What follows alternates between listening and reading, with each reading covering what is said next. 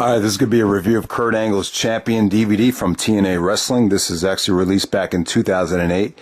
And, this is the only Kurt Angle DVD ever created. The WWE's never released a Kurt Angle anthology or documentary. The only thing that they've released is a VHS called It's True, It's True. It's basically Kurt Angle in character, basically a video kind of recapping his first year in the business. But other than that, nothing ever released. I think the WWE can make a lot of money. I think a documentary on Kurt Angle with proper B-roll and, it'd be tough to get all the footage, but a real documentary on Kurt's career could possibly be the best documentary WWE's ever released. And if they go in depth about some of the controversial problems and situations, I think it could just be amazing. Depending on how far they go with it. But yeah, this is the only thing that's out there. It's a TNA DVD. And, it's great. This is a great compilation. There's some great interview footage. Basically this is how the DVD goes. They'll show a match, and then you have interview footage of Kurt, and a bunch of, TNA affiliates will chip in as well. It feels like more of a shoot interview than a documentary. There's not a lot of good B-roll here. They're very limited in what they could use as far as B-roll. Editing is definitely an issue. A lot of the sound bites could have just been tightened up a little bit. But other than that, it's definitely cool to have, and it's something that I appreciate more now than when it first came out.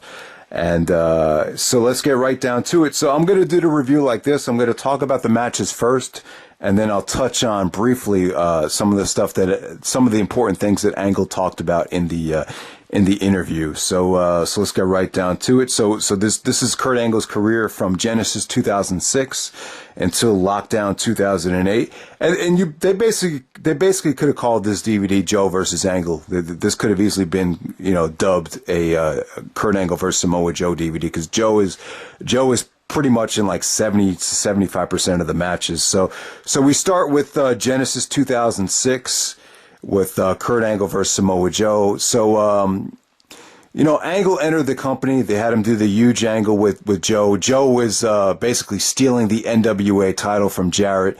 So Angle comes out to get the title before Bound for Glory, because Angle's going to be the guest enforcer. So Angle headbutts Joe, gives him the Angle Slam, and that might have been the best moment in TNA history right there. Angle's intensity was off the charts for that moment.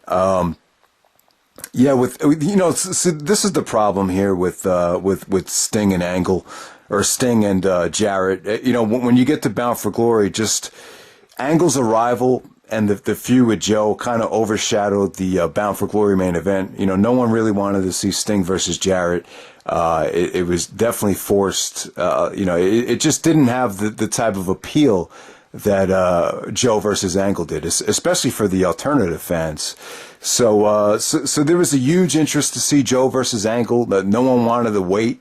The company decided to pull the trigger, and then we had basically your biggest TNA match of all time following your biggest pay-per-view of the year, Bound for Glory. So the timing was a little weird. Now think about it like this. I mean, TNA, a young company, a company that's hungry to make money. You have these two juggernauts in Joe versus Angle, both in their prime. This is a huge chance to make a lot of money on pay-per-view and to generate a lot of buzz. Do you wait until Bound for Glory 2007, or with a proper build-up and proper promotion, or do you pull the trigger and just let these guys go at it now while it's red hot and everyone wants to see it? It's a tough call, but there's side effects both ways. If you wait until Bound for Glory 2007, you don't know what could happen. The feud could lose interest. It could die down. People might get sick of seeing these guys interact. But with a proper build-up, it could deliver an even bigger buy rate. But if you do it now, you're pretty much guaranteed the biggest buy rate in TNA history. This is a huge chance for our company to make money. And it did make money. They got 60,000 buys. This is the biggest buy rate in TNA history. At that point, there was reports that Vince McMahon was very concerned that Angle's popularity was gonna help the competition out, and he was concerned at first because 60,000 buys was a great buy rate.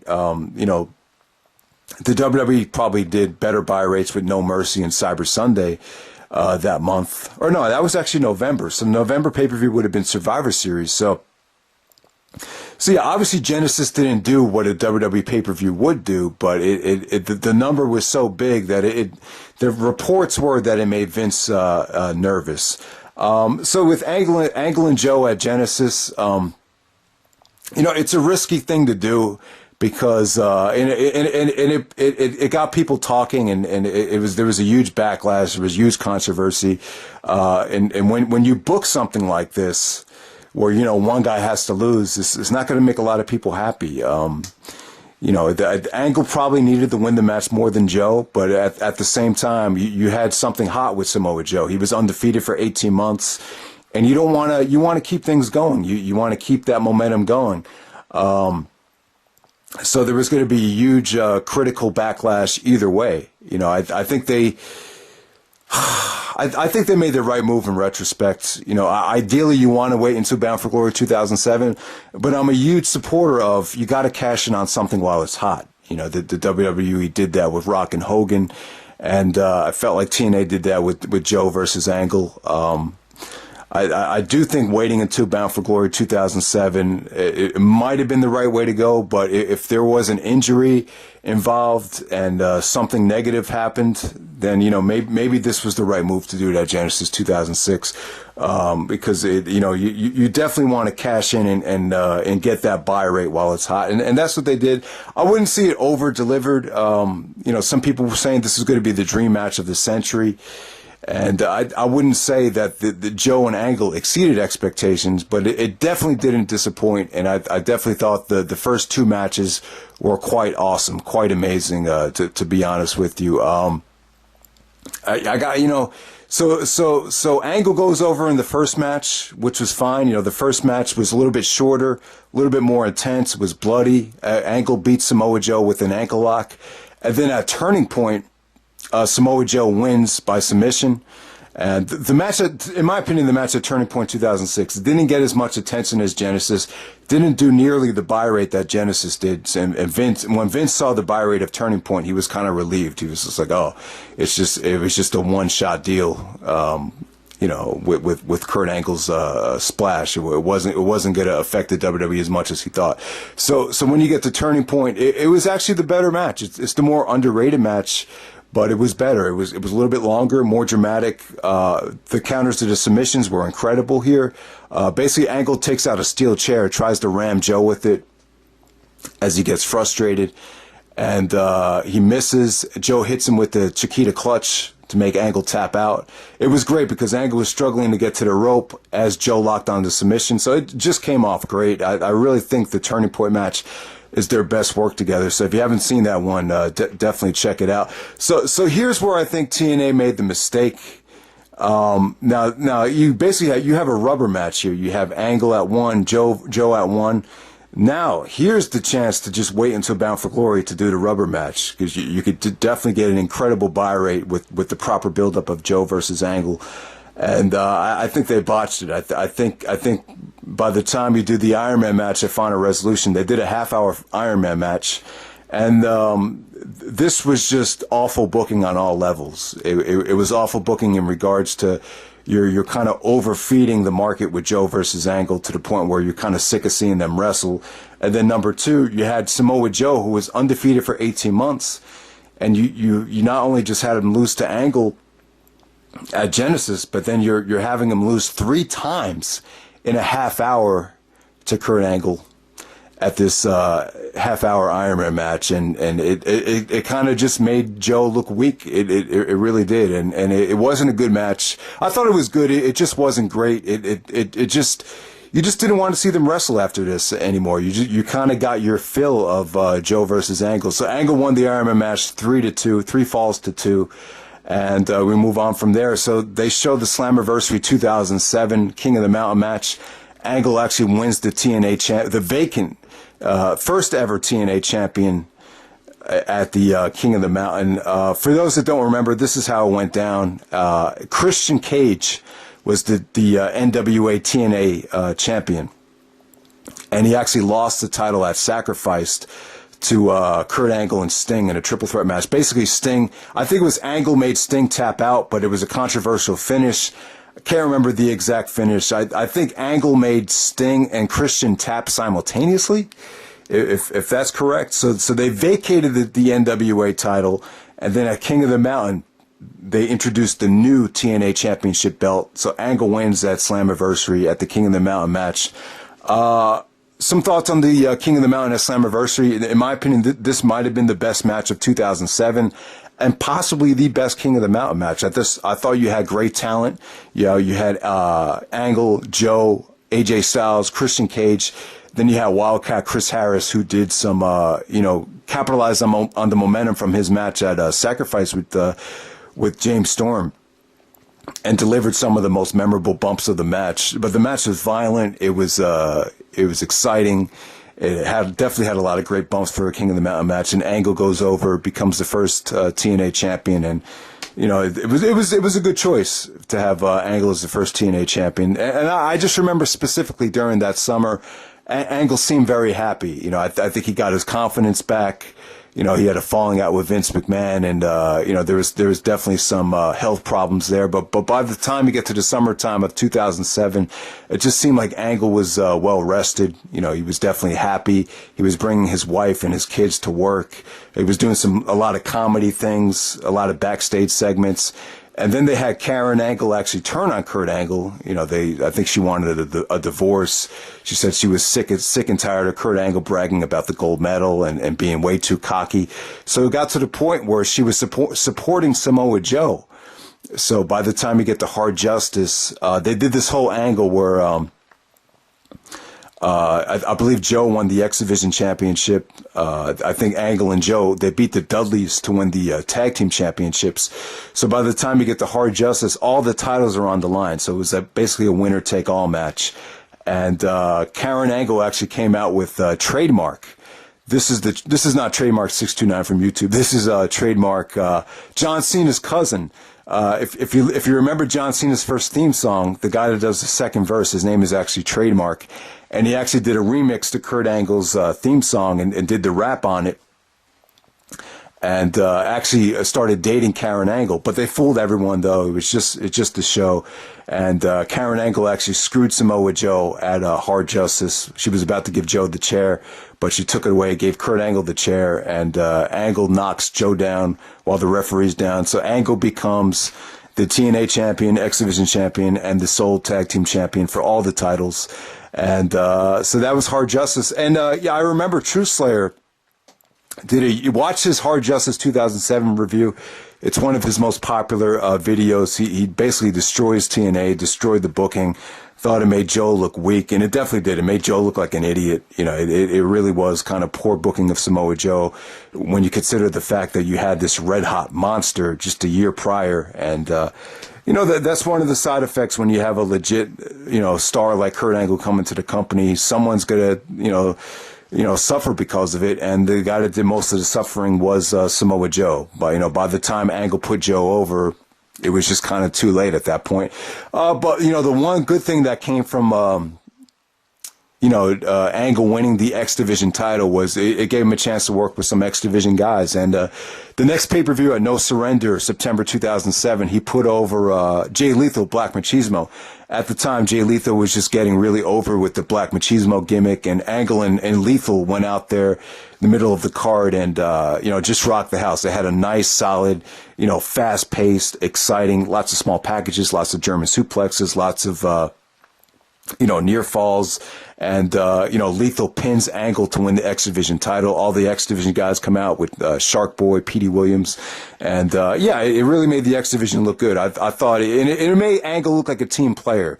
There was a little bit of rumblings how Angle was getting too much power. They were kind of, Dixie Carter was kind of kissing Angle's ass too much, and it just seemed like he was going to become the Triple H of TNA, and I think that kind of Angle putting over Lethal kind of made those, those rumors kind of die down a little bit.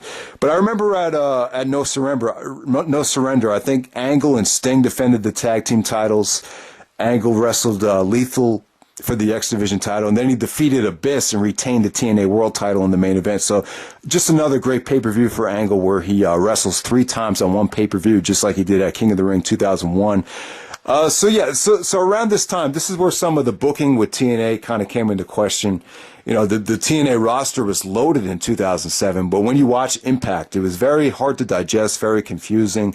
They had Sting, you know, feuding with like 3 guys at once. He was feuding with like Abyss, Judas Messias, and then he was feuding with Angle as well on the road to Bound for Glory. So, you know, Sting versus Angle at Bound for Glory. I thought this was the best Bound for Glory main event in Bound for Glory history. I really thought you had a legit WCW star versus legit WWE star, and it ended up being a great main event. You know, probably the way to go would have been to go Joe versus Angle at Bound for Glory, either a rubber match or you just save everything until Bound for Glory. That might have been the way to go, but I still think Joe or Sting and Angle was definitely a nice Bound for Glory main event. It had a feel-good moment with Sting winning the TNA World title.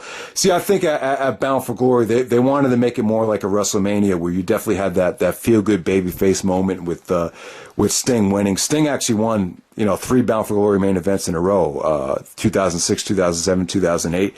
I think it was finally in 2009 where he put over AJ Styles in the main event. So yeah, Kevin Nash kind of interfered, ended up backfiring and, you know, hurting Kurt Angle and screwing him out of the title. So they had a rematch on Impact where Nash actually helps Angle win it back. You know, Angle actually defeats Sting with the Angle Slam. So, you know, there really wasn't it wasn't really for Sting to hold the championship for that long. That wasn't in the cards. Angle was promised a really long TNA World title reign. So Angle wins the belt back on Impact. So from there, they actually showed the Global Impact match against Yuji Nagata. I believe this was at Wrestlekingdom 2, and this was great. Angle was actually surprised with how intense and how good Nagata was. And Nagata was very intense here, very stiff with Angle. Actually, you know, he brought out the best in Angle here. He brought out that fighting spirit side of Angle, which you don't really get to see too much, but you could just tell these guys. This is a war, man. The great facial expressions from Nagata. You know, Angle took some vicious suplexes here. I just thought both guys brought the best out of each other. Just you know, this is the best match I've seen Kurt Angle have in Japan, and just definitely great stuff. Angle retains the IWGP title there. Now, yeah, you might be kind of confused by this, so let me kind of explain this for people that don't remember. At the time, Brock was wrestling in Japan in the summer of 2007. He was the IWGP champion. He, you know, made rare appearances over in Japan. So Brock was going to stop wrestling and just focus on MMA, and he wanted to drop the belt to Angle because he respected Angle.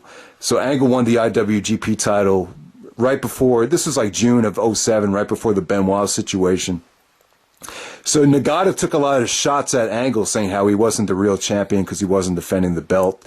So it just shows you how different, you know, New Japan was back then, how they really didn't have, you know, legit main event stars back then if they had to, you know, put the belt on a Lesnar or an Angle just to make the title seem credible. But yeah, Angle goes over against Nagata, defends the IWGP title. I can't remember who Angle ends up losing the belt to. But that's how it went at that time. So from there, they actually have, now we have the blow off to the whole Angle and Joe, saga here. You had the Lockdown 2008 match, which is very MMA, mixed martial arts influence. They brought in, you know, MMA commentators, MMA, you know, the guy that presented the belt was actually from the MMA, some Irish fighter. Angle actually, you know, came out with mixed martial arts attire. You know, he didn't wrestle with boots on. He wrestled with just shorts, no singlet. And, you know, they showed, you know, just, you know, what kind of hurt this match, in my opinion, Joe said if he didn't win, he would retire from wrestling. Sometimes when that happens, it kind of gives the finish away. I think they did the same thing with Goldberg and Triple H. I just hate it when they do that. So you kind of knew Joe was winning the match. By this point, Joe put on a lot of weight. Watching this match back, Joe definitely was a little overweight, a little bit heavier than he is now, actually. So that, yeah, definitely. So, you know, the edge that Joe had a couple years ago just wasn't there, and it's just a mistake when you wait too long to put the title on a guy. because by the time Joe won this match, it just a lot of the intensity had just died down. The actual match, I think, is slightly overrated. I think it's good. I don't hate it as much as True Slayer did. I remember the first review I saw of this match, True Slayer just buried it. He didn't like the influx of MMA. They started off the match with a lot of grappling, and it was very slow at first, but I thought it worked. I thought this was different. It definitely had a unique feel to it with the MMA thing, and they were inside of a cage, so it definitely had that MMA feel to it. And I thought a lot of the shots, a lot of the clotheslines, a lot of the moves were beautifully executed here. Great submission work from both guys. Joe actually wins with the muscle buster to win the TNA title. So I thought it was good. Was it the best Angle Joe match? No, I'd probably say it was the third best. I think the Genesis and the Turning Point, those two matches, the first two matches were the best matches. Overall, I still say you guys need to check out the Turning Point match if you haven't seen it yet. That's the best Joe and Angle match. So that's pretty much it. That's it for the match quality here. Let me just touch on a lot of the stuff that they go over in the documentary. They go over Angle's Olympic training. They show some of the hills in Pittsburgh that Angle used to run up. And I would agree. I think training, if you want to become in better shape than your opponent, one of the best things to do is to run hills. In my opinion, I think running stairs really helps me out and gives me an edge for any sport. It really strengthens up the legs. So Angle used to run up these steep hills in Pittsburgh to give him the edge. The thing that really touched me as far as the interviews go, his brothers touched on it as well. And this is why I'm very hard on myself about how things didn't work out for basketball, because I always felt like basketball was kind of the key to bringing my parents back together. Because when success was there, I could see them slowly but surely, developing that connection again. And Angle talked about it here, or his brothers talked about it when Kurt Angle won. It wasn't the Olympics, but it was the World Championships in 1995. His brothers weren't speaking to each other. And when Angle won the World Championships, that's what kind of brought them back together. They started talking again, and it's true. It shows you how powerful sports and athletic competition can be. It's more than just a sport. It can bring people together. So I just thought that was a really interesting part right there. Another interesting part, Angle was talking about the actual gold medal match in the Olympics with the Iranian. Basically, the Iranian was doing a lot of stalling. He was trying to kill time. And Angle said that's what hurt him in the match. The Iranian thought he won the match, and he was raising his hand, and Angle was like really upset at first. He was like, "Oh man, I got to go through another 4 years of training." So Angle initially thought he lost, but then the referee actually takes the Iranian's hand, brings it down, and puts Kurt Angle's hand up, and Angle wins the gold medal, and he was relieved. And obviously one of the best moments of his life right there. I mean, that was a huge decision, because if that decision had gone the other way, it would have changed Kurt Angle's career probably. We probably wouldn't even be talking about him right now for this documentary. But a lot of this stuff Kurt Angle talked about in his book. They don't show a lot of video footage, but they show a lot of the pictures that we've seen a million times from Kurt Angle's book. So very tough to get B-roll footage of a lot of this stuff. The falling out with Vince McMahon. This was really touching. This part, Vince and Angle. They got into. In looking back on it, Kurt didn't admit this, but I have a huge feeling that this was mainly about money. You guys have to remember that Angle was demoted to ECW, and Vince told him that he'd be making less money. And I think that has a bigger part to do with it than I think a lot of people think. But obviously, health was a huge issue. Painkillers was a huge issue. Like I even said, merchandise was a huge issue. I think Vince started giving up on Kurt Angle. I think he wanted to go in, from time to time, Vince always wants to go into that merchandise direction where he wants to appeal to families and kids. The Attitude Era was pretty much finally coming to an end. A lot of the best wrestlers were fading out, and I think Vince saw that. But the one thing that really stung with Kurt Angle when they had their meeting, Vince was going to release Angle from the contract, and then he was going to give him the same contract again 6 months later. Basically release Angle, tell him to come back once he feels healthy enough to come back. And he said, by the way, a gold medal and a cup of coffee don't mean shit to me. And that kind of rubbed Angle the wrong way. And that's kind of a dick thing for Vince to say, you know. Basically, basically I interpret it as this, you know, basically he's kind of minimalizing Kurt Angle's Olympic gold medal victory, how it really doesn't, you know, it doesn't mean that much if you don't capitalize on it. And a cup of coffee basically refers to Kurt Angle's run, how he wasn't really there for that long. It's just a cup of coffee. So basically, if you don't come back, you don't mean shit to me. It was basically Vince kind of being overconfident, over arrogant, telling him that telling him to come back. Basically, if you don't come back, you're not going to have the career or the Hall of Fame career that you think you're going to have. So yeah, when you consider what Angle went through and what he put his body through for Vince, I think that was kind of a dick thing for Vince to say, if he really did say that. And that's one of the things that probably one of the reasons why Angle didn't come back was that right there. And I think Angle made the right choice at the time, because the TNA was just built better for Angle. He just had better opponents. You know, the WWE at the time, they went through a really bad time in 2007. But, you know, Angle not being there, Benoit getting the Benoit situation, Eddie dying, you know, Jericho leaving, you know, a lot of those guys not being around really hurt the WWE, you know, going into 2007. One of the other things I noticed from the interview was there's a lot of positivity, which is good, but I felt like maybe TNA gave Angle too much attention to where it kind of hurt or alienated some of the other guys or some of the other pushes.